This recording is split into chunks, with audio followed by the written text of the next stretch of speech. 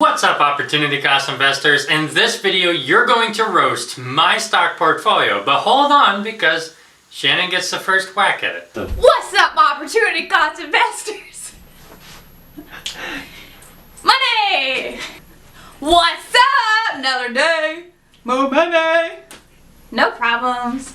And while I'm dragging Shannon into this video, I should tell you that we're expecting our first child. Yeah, so come January, you might see in the backdrop here a crib, both because our apartment is so small and because I'm trying to rival that baby from the old E-Trade commercials. I even made a Vanguard onesie online that's just waiting to be ordered. But in case you feel like I'm buttering you up right before I ask you to roast this stock portfolio, I brought along my single greatest critic, who happens to be my brother and editor of these videos, to knock me down a peg and make you feel comfortable throwing anything you've got at me. So, with his years of experience knocking me down a peg, Scott, make him feel at home. Boo! You stink! See? I can take anything you've got. But obviously, before you do that, you're going to need our stock portfolio update, and the reason why I'm asking the internet to do its worst. For almost a year now, we've been doing a public stock portfolio on this YouTube channel, not only revealing the positions we YOLO'd into after considerable research. Okay, listen up, Locust. I need you to help me pick the next stock in the portfolio. Here's a high-tech, modern, revolutionary, gonna change the world, modern technology growth stock. And here's a boring, decrepit, nobody cares about value stock. Alright, please pick this one. It's got so much more potential for growing earnings. Hence the growth company. You're freaking me out. Don't do the value stock. No, not another value stock. But also calling on people to pay attention to rates of returns, how they're calculated, how they're communicated, and how we can't necessarily trust the rates of returns that you'll see on brokerages, apps, and other softwares to find out if we're beating that almighty S&P 500 index fund that all those YouTubers and investors are always clamoring on about. With each video in this series, we've made it a point to expand on a concept that I think would better help people calculate and communicate their actual rates of returns. That way, as a financial community, we can do a better job at distinguishing from the people who know what they're doing and the people who don't. And I also hope that by understanding this information, we can better move money into portfolios and opportunities that will give us the greatest amount of benefit and the most amount of money. That way you can finally purchase all the things you've ever wanted to buy, including that CryptoPunk NFT, which you can flip in 24 hours for a cool $1 million profit. In today's video, I want to express the importance of asking your audience what you can do better to provide the most amount of value. Accepting criticism is one thing, but if you can go a step beyond that and actually be in the pursuit or the hunt of it, it's going to let you learn so much from that. It's such a powerful tool that you hear echoes of this mental model across the best of the best in all industries. I mean, just listen to these legendary YouTubers talk about how they receive criticism. If people don't like a video, it'll make me depressed. I'll probably cry. Yeah. Because it hurts my feelings. But then I just write down, what I can fix and move on. Harley Heath wants to know if hate comments ever severely impact you. If it is hate just because hate, like without criticism, without like something in the bag and just saying you suck, not really. Like has never really hit me. Right. If it hits something that, like what we said before, like something that they're right about, I'm like, oh, I knew that about me, so it hits me. And here's another one for you from Amaryllis Fox, a former undercover CIA officer who once said this. The only real way to disarm your enemy is to listen to him. Of course, it doesn't have to be an enemy either. In fact, we've had numerous comments from people who genuinely want to see the channel succeed, offering their help. All but this one. This one was clearly planted. But there's a trick that comes with that though, because not only do we as humans have a natural dislike for receiving criticism, but we have an equal natural dislike for criticizing other people's work or Charlie mongering their work. It just feels uncomfortable to us unless you can really establish that relationship. So for someone like me trying to provide a portfolio update, I want to make sure that my voice is heard and really accepting the criticism, and that your voice is heard by having me actually adapt to it. Because one thing if you just tell me and I do nothing, but it's a whole other concept if I can actually change and show you more value and actually what you're looking for. But enough of my yammering on. Let's give you a portfolio update so you can decimate everything and anything about this update. I can take it. Bring it on. This is our public stock portfolio. We started on September 23rd, 2020 as a way to teach people how to calculate and communicate their true performances by simulating someone who every month can put $1,000 into investments as soon as they receive that money. We'll start with the exciting part first, what our current holdings are. And Scott's got different ways to show you in case it's easier. You can either see our pie chart, our layered cake chart, or simply our Webull recording.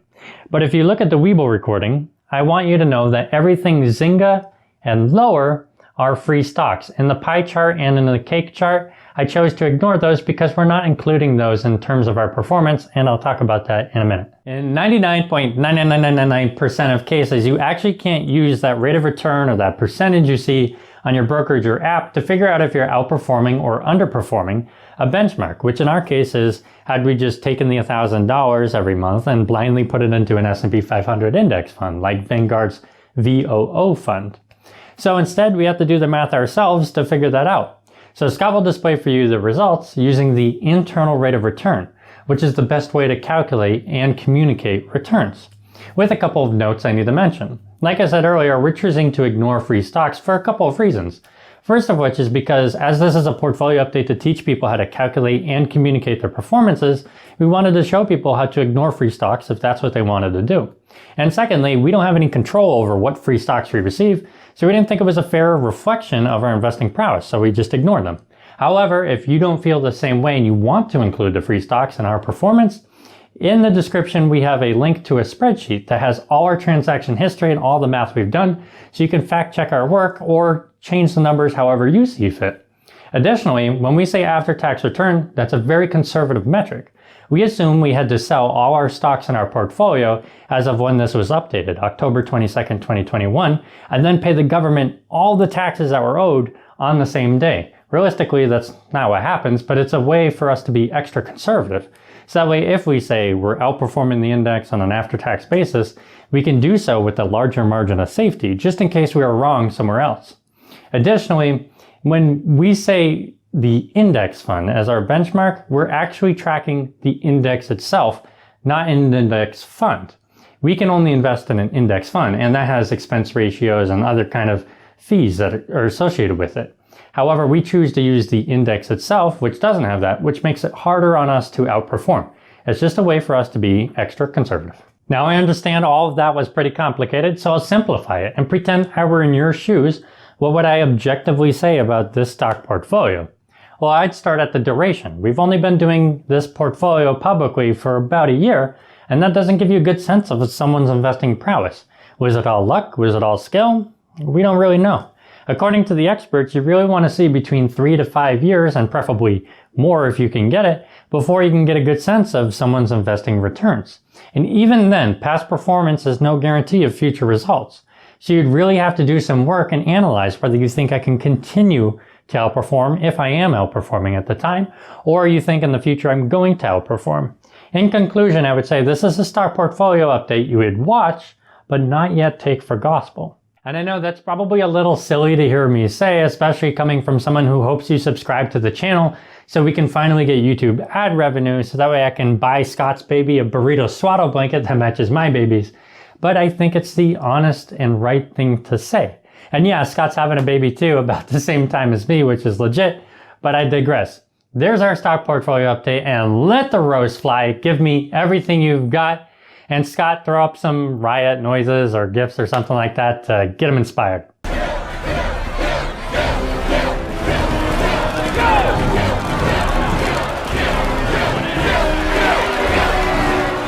Max, look! Those idiots don't even know where we live! No! As you're furiously typing away your comments, I just want to mention a few things that I'm aware of that I'm striving to improve upon going forward in the future. First of which, whereas I know I'm stronger in the finance side, I am certainly weaker on the scripting side and the adding entertainment value to these videos.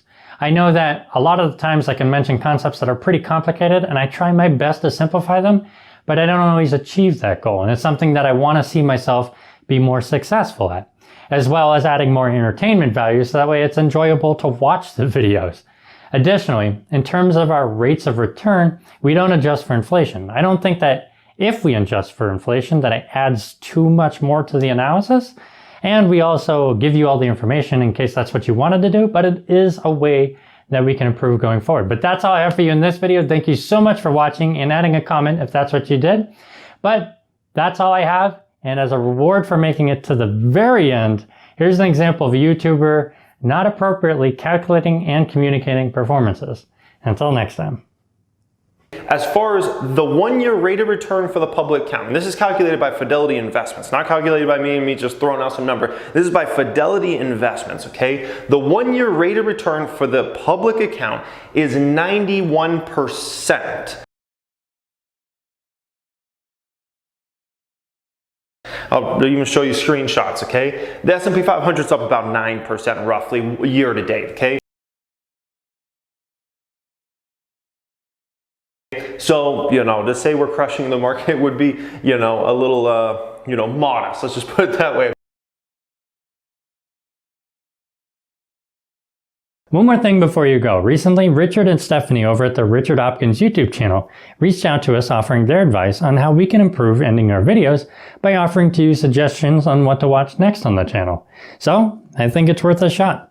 Here's a video that I think you'll really like if you like this one, and that is the first video in our series on this portfolio update journey. And if you like that, we have an entire playlist that'll catch you up to this portfolio update. Also, here's a video that YouTube recommends you watch, and they think you'll really enjoy.